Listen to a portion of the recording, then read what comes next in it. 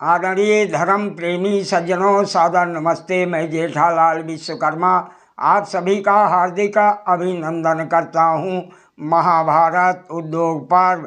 आदरणीय मित्रों, संजय जी महाभारत काल के सबसे बड़े पत्रकार थे, जो पौराणिक लोगों ने दिव्य चक्षु देने की बात कही है या बताई है या दिखाया है महाभारत आदि में कि उन्हें महर्षि वेदव्यास जी ने दिव्य चक्षु दिया था। ये बात बिल्कुल झूठी है, क्योंकि पौराणिक लोग भूगोल विद्या के शत्रु होते हैं।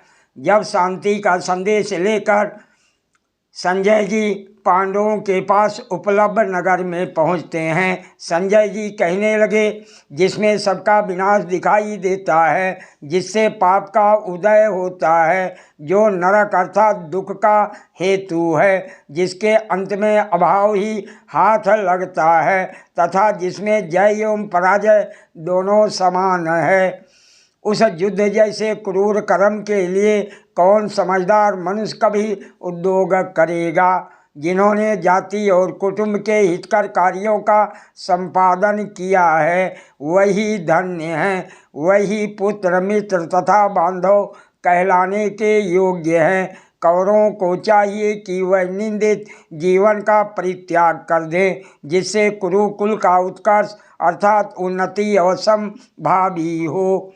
हे कुंती कुमारो, यदि आप लोग समस्त कौरवों को अपना शत्रु मानकर उन्हें दंड देंगे, कैद करेंगे अथवा उनका वध कर डालेंगे, तो उस अवस्था में आपका वो जीवन आपके द्वारा कुटुंबी जनों के वध के कारण उत्तम नहीं समझा जाएगा। ये निंदित जीवन तो मृत्यु के समान ही होगा।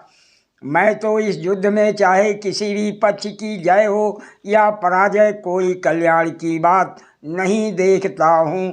भला कुंती के पुत्र नीच कुल में उत्पन्न हुए दूसरे अधम मनुष्यों के समान ऐसा निंदित कर्म कैसे कर सकते हैं, जिससे ना तो धर्म की सिद्धि होने वाली है और ना अर्थ की ही।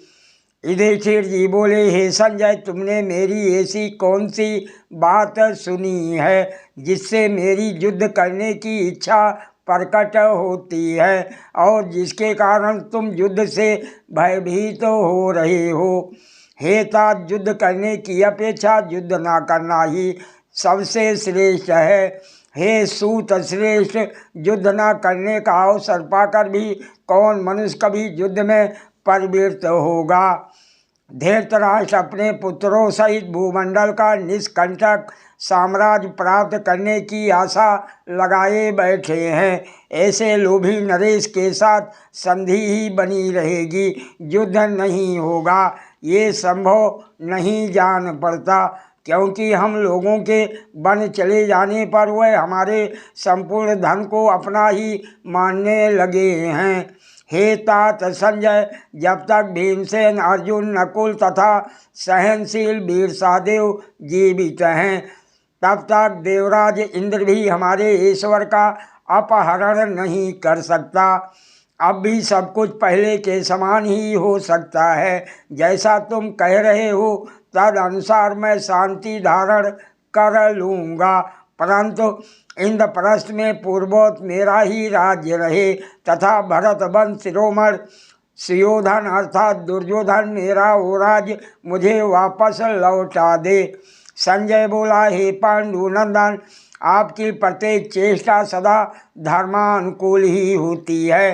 हे पार्थ, आपकी वो धर्मयुक्त चेष्टा लोक में तो प्रसिद्ध ही है, देखने में भी आ रही है। यद्यपि ये जीवन अनित्य है, तथापि इससे महान सुयश की प्राप्ति हो सकती है। हे पांडव, आप जीवन की उस क्षण भंगुरता पर विचार करें तथा अपनी कीर्ति को नष्ट न होने दें। हे अजात शत्रु, यदि कौरव युद्ध के बिना आपको राज्य का भाग ना दे, तो भी अंधक और वृष्णि वंशी क्षत्रियों के राज्य में भीख मांगकर जीवन का निर्वाह कर लेना मैं आपके लिए उत्तम समझता हूँ, परंतु युद्ध करके राज लेना अच्छा नहीं समझता। सादर प्रणाम। जय श्री कृष्ण।